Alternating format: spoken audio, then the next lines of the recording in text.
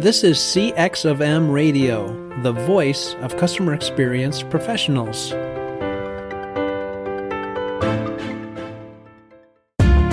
Welcome to another episode of Press 1 for Nick. Your host, Nick Glimsdahl, is the Director of Contact Center Solutions at VDS. Through conversations with customer service and customer experience leaders, Nick and his guests exchange insightful stories, best practices, and invaluable lessons they have learned along the way. Welcome to the Press 1 for Nick podcast. My name is Nick Glimsdahl, and my guest this week is Steve Trzeciak. He's a physician scientist, chief of medicine at Cooper University Healthcare, and professor and chair of medicine at Cooper Medical School of Rowan University in Camden, New Jersey. Dr. Trzeciak is a specialist in intensive care medicine and a clinical researcher with more than 120 publications in scientific literature. Dr. Trzeciak is the co-author of two books, Compassionomics, The Revolution of Scientific Evidence That Caring Makes a Difference, and his newest book, which comes out on the 22nd, is WonderDrug, 7 Scientifically Proven Ways That Serve Others is the Best Medicine for Yourself, which we'll talk about today. Dr. Trzeciak's mission is to raise compassion and service to others globally through science. Steve, welcome to the Press 1 for Nick podcast. Thanks so much, Nick. It's a pleasure to be here, and I'm grateful for the invitation. Yeah, you bet. So the one question I ask every guest at the very beginning is, what's one thing people might not know about you? Well, one thing that very few people know, including all of my colleagues here at Cooper, is that when I was in college, I was actually a philosophy major, if you can believe that. I somehow made it to med school after that, but I was not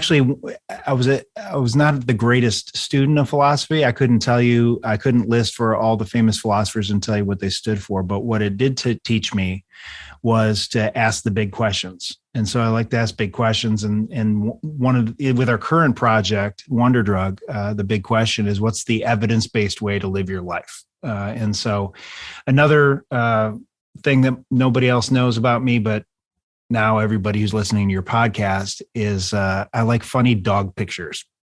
Funny dog pictures. That is amazing. So to all my listeners, connect with Steve Trzeciak on LinkedIn and immediately send him funny dog pictures. It sounds amazing, but also buy his book at the same time. So Steve, this is great. I love the way that this has already started. So we got this book.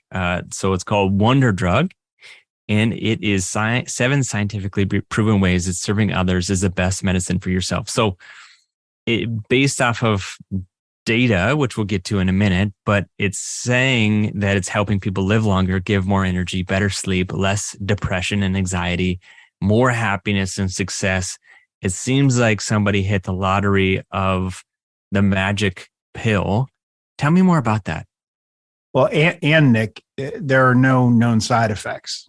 And so, it goes back to something many of us were taught when we were very young, that it's the right thing to do to serve other people. But what we did, my co-author and colleague, Dr. Anthony Mazzarelli, what we did is we curated all the scientific evidence that serving others isn't just the right thing to do, it's also the smart thing to do. So rather than looking at serving others through a moral, ethical lens or an emotional, sentimental lens, we look at serving others through the lens of science. And we curated over 250 original science research papers for WonderDrug. And the evidence is, once you push it all together, because these papers have been published over a couple decades, and they probably made a splash or a ripple when they were published, and somebody thought, wow, that's really interesting. But it wasn't until we pushed them all together that we saw just a tidal wave of data that serving others not only has benefits for your physical health and for your mental health, but also for your emotional well-being and your fulfillment and even your professional success. It's interesting because, reading through all of those articles had to have taken you a ridiculous amount of time. But where is the tip of the iceberg? Where did it all start at the very beginning? You and your co-author, where you're saying, okay, there's something to this. Let me read that first article and let's figure out if there's something to this. So going back 5 years now, my colleague, Anthony Mazzarelli. So he's the co-president and CEO of our organization, Cooper University Healthcare.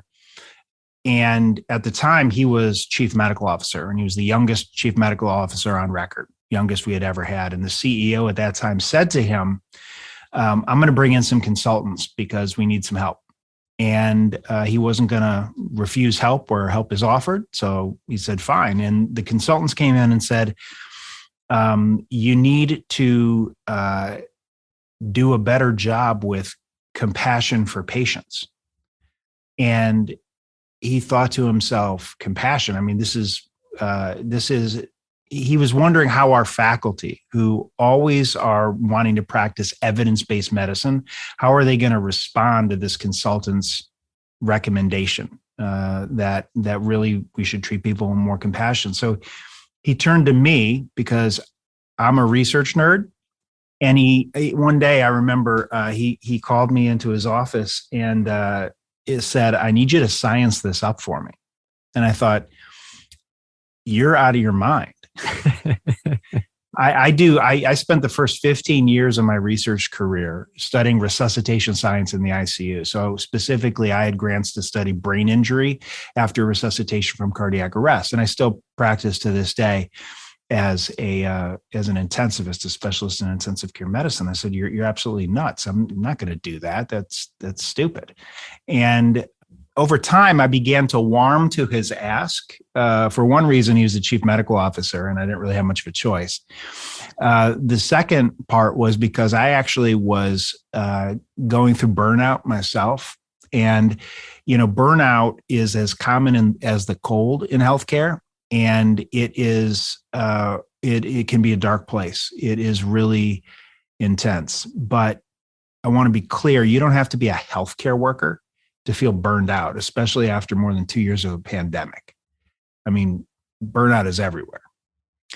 And I often describe my job as I meet people and their families on the worst day of their life in the intensive care unit. And after doing that for 20 years, I became aware that I had every symptom of burnout myself.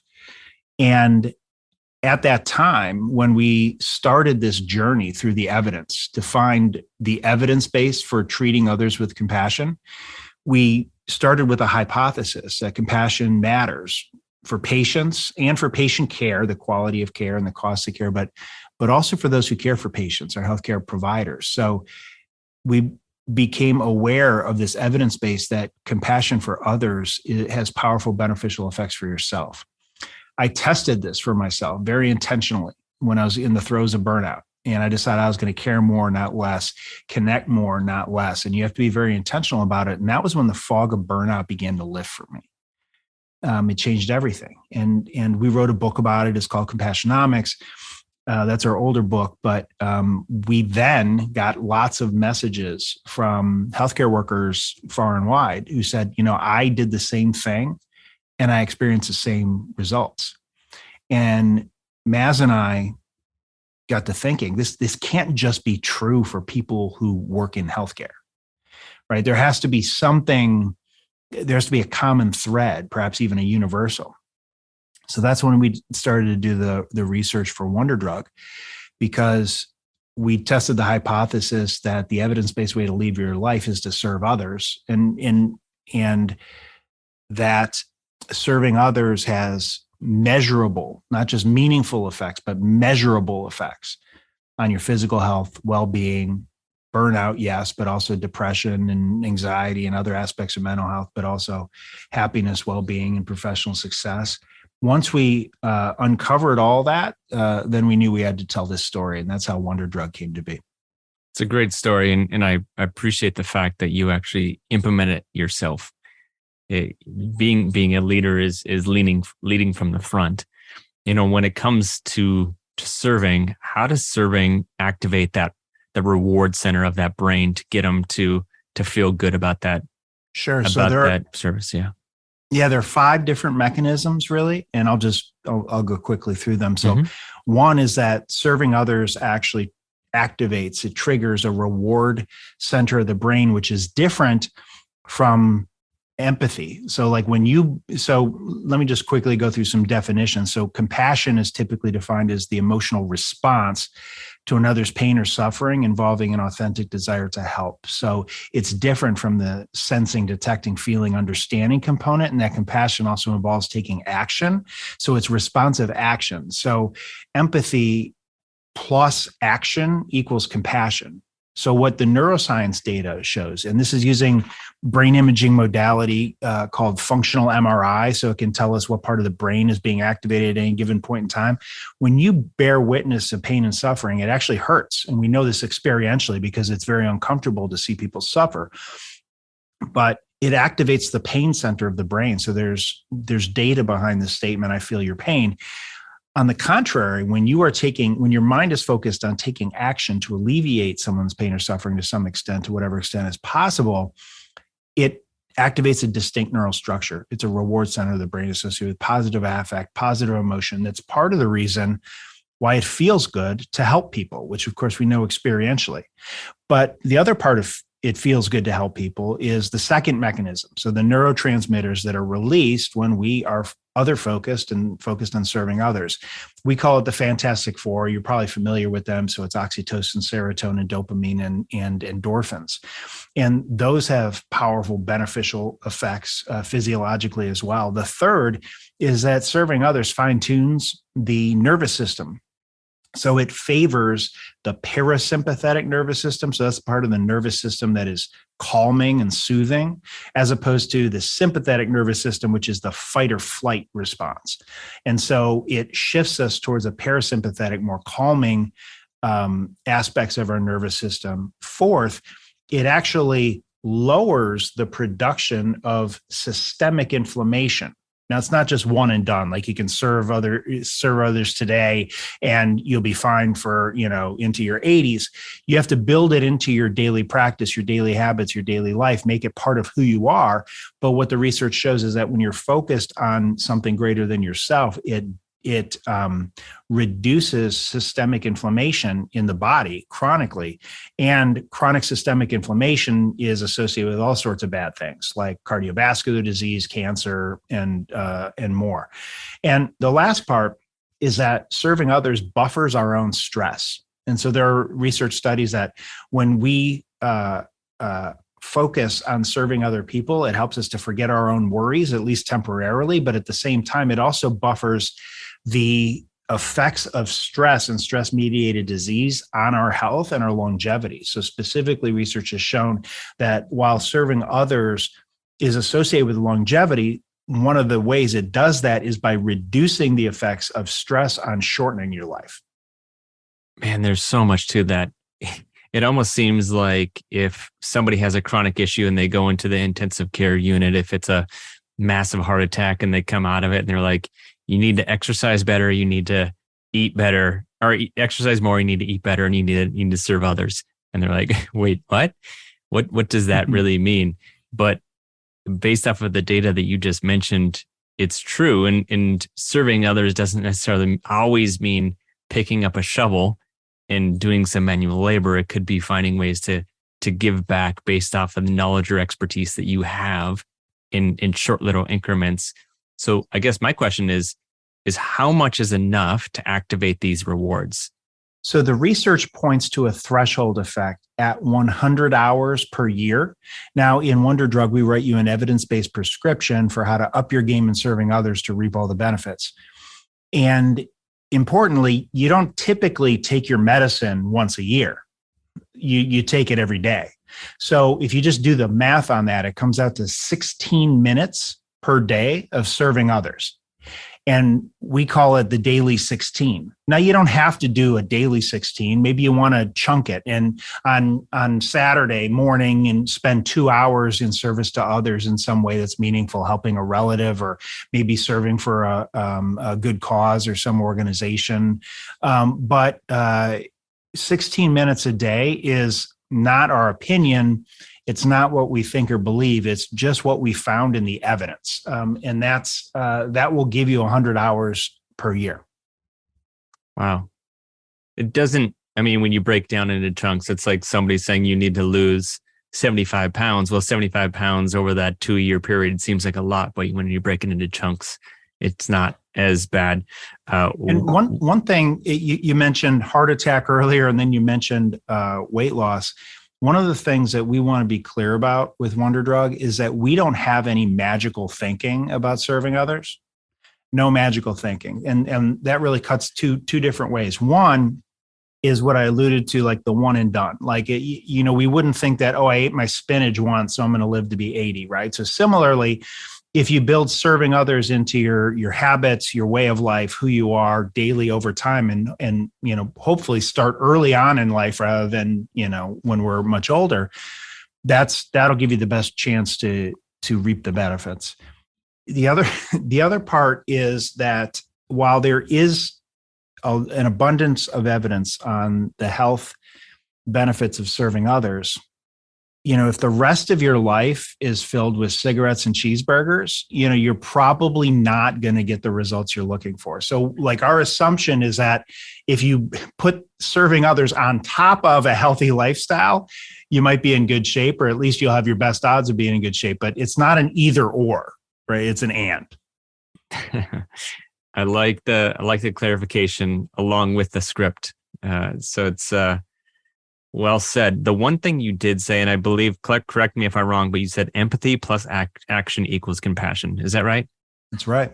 So when you bring it back, even before you were a doctor, let's talk about when you were at university. Were you taught about compassion? No. Why are universities not teaching about compassion? So in medical school in the early 1990s, I was taught.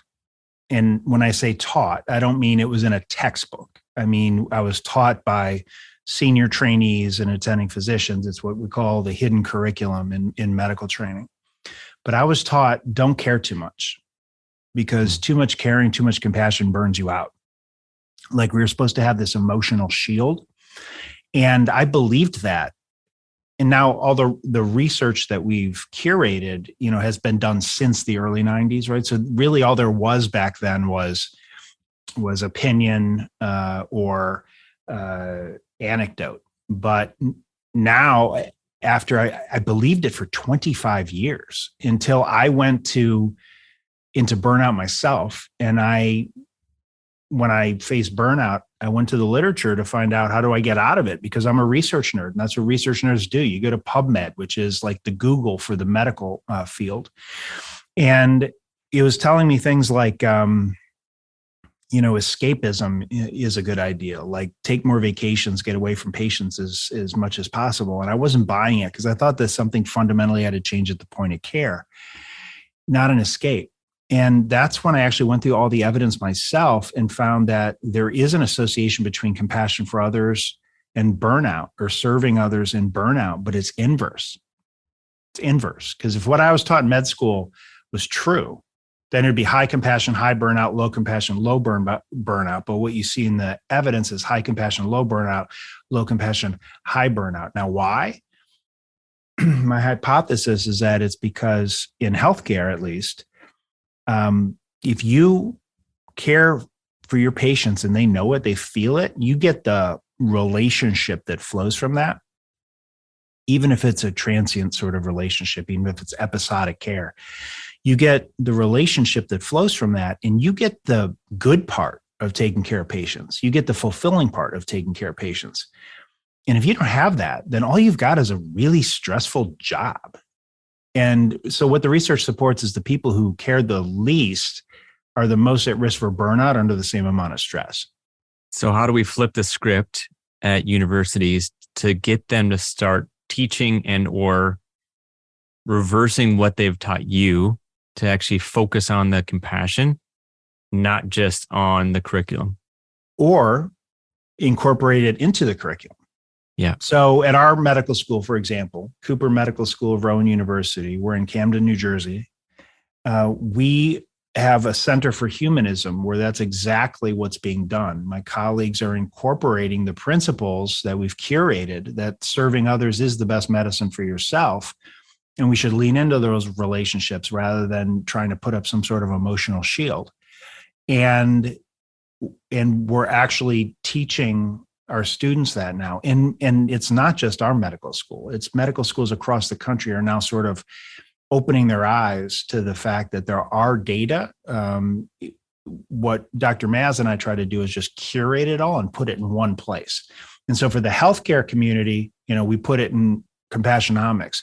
For everybody else now, we've put it in WonderDrug. And we think the evidence is pretty compelling. I love it. So at the end of the day, you're supposed to give, help, care, and connect more. Yep. All right. So let me ask you one question. Typically, I ask one question to every single guest. And the question is if you could leave a note to all customer service professionals, it's going to hit everybody's desk Monday at 8 a.m. What would it say? So the message would be one of not what I think, not what I believe. It's not my opinion or my experience over the last 20 years. It's what we found through the scientific evidence. So it would be an evidence-based message. And the message would be this: in the totality of our research and everything that we've curated, all the evidence, there is one striking thing that I think ties it all together. And that thing is this: the key to resilience is relationships. The key to resilience is relationships. Again, not my opinion. That's just what the science shows. So some of our relationships are episodic, right? Like in customer service. Some of them are longitudinal. So if I have a patient and they're my patient for a decade, well, that's a longitudinal relationship. All of our relationships with family and friends, those are longstanding relationships. It's relationships that are key to resilience and build resistance to burnout. And what is clear from some recent evidence from the NIH and from some other sources is that people's self-care practices over time have become more and more isolating. Meaning, put on your headphones and block out the world, put on your meditation app, go deeper inward into yourself, take a nature walk by yourself, more and more isolating. Whereas in decades past, in times of struggle, we found solace in family, we found solace in friends. And the strength of those relationships is built by serving each other and taking good care of each other. That just deepens relationships. So that's the key to resilience. And that would be the message that I'd want to share with everybody. It's a great message. It doesn't matter what city that you're in. If you walk downtown by a bunch of people, most of them have their headphones in. They're paying attention to their phone. They're not interacting or having conversations with people. And your suggestion is to stop doing that, start building relationships, and start serving others. Well, what research shows from the University of Toronto is that in everyday life, regular people have 9 empathy opportunities per day. Now, it's not that they have empathy for each of their opportunities, but that's how many, it's 9 empathy opportunities per day. And so when I became aware of that research, I think to myself, how many opportunities have I already missed today? And when I very consciously take my face out of my phone and make eye contact with people, you find more empathy opportunities. They present themselves to you, and then you have more opportunities to give and to serve others. And so, yes, it is empathy opportunities are all around us. And those empathy opportunities can be opportunities to give and to serve, which is an evidence-based way to live your life and result in relationships that'll just promote resilience and happiness. In a competitive market, does your customer service stand out from the crowd? One way to offer a better experience is by moving your contact center to the cloud. But with so many options to choose from, how do you know which solution is the best for both your business and your customers? That's where VDS comes in and guides you to the best solution. They understand your clients' pain points, business outcomes, and goals. Then VDS designs, implements, supports, and provides 24/7 managed services. From start to finish, VDS is committed to finding the best solutions for your clients' needs. To learn more, go to www.govds.com or find a link in the show notes. So to all my listeners who are listening to this right now, pay attention to the 9 opportunities that you have to empathize with others. And then the second thing I would say is I'm excited about the opportunity to dig into WonderDrug, 7 scientifically proven ways that serving others is the best medicine for yourself. And I highly recommend anybody that's interested in his first book, Compassionomics, the revolutionary scientific evidence that caring makes a difference. I would double down on this one because I think there's a ton of insights that need to be followed, and not just in the medical space, but across the world. So, Steve, thanks so much for the opportunity to talk today. And what's the best way for my listeners to connect with you? So you can check out WonderDrug at wonderdrugbook.com. That's great. Thanks so much. Thank you, Nick. Hey, listeners, can you think of one person who would benefit from the information you learned today? If so, please consider sharing this episode with them. And last, if you would like to receive all the quotes and book recommendations from all my guests, you can go to pressonefornick.com/podcast. Thank you for listening to this episode of Press One for Nick. If you enjoyed the podcast, please subscribe and share. Until next time, focus on your customers. Thanks for joining us for this session of CX of M Radio. Be sure to rate, review, and subscribe to the show, and visit cxofm.org for more resources.